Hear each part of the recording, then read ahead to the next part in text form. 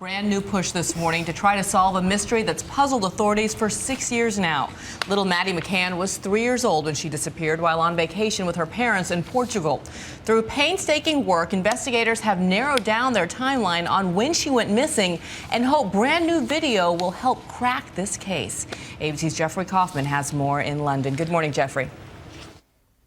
And good morning to you, Bianna. Hard to believe, but 6 years after their little daughter disappeared, the parents of one of Britain's most famous missing children say they are greatly encouraged by the new developments in the investigation. After so many years, could police really find her? Madeline McCann was just 3 when she disappeared from her parents' hotel room in Portugal in May 2007. If she is alive today, she would be 10. In a renewed investigation, British police have poured resources into tracking what happened the night she disappeared. They'll be asking the British public for help tomorrow night in a TV Crime Watch special that will include detailed reconstructions of Madeline's last known activities. Primarily what we sought to do from the beginning is try and draw everything back to zero, if you like. Try and sort of take everything back to the beginning and then reanalyze and reassess everything, accepting nothing. Police say they now have a list of 41 persons of interest, 15 of them British. By combing the phone records of thousands of tourists and residents who were at the Portuguese resort when Madeline disappeared, they hope to narrow down that list. We have focused on the area between 8:30 and 10, and we know that at around 10 p.m. that was when Mrs. McCann found that Madeline was missing. With no evidence that Madeline is dead, police are operating under the assumption that she is still alive.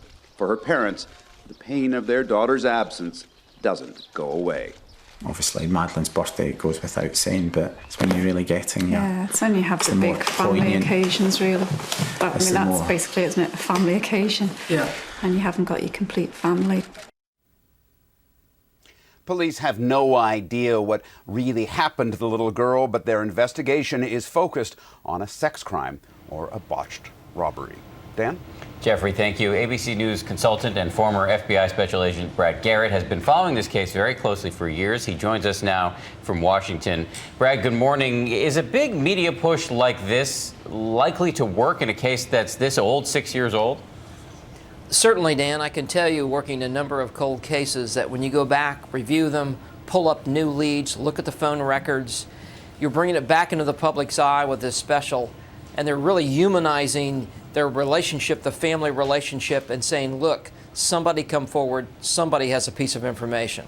And what about the release of this never-before-seen videotape of Maddie on the tennis court running around playing ball girl? What likely impact could that have?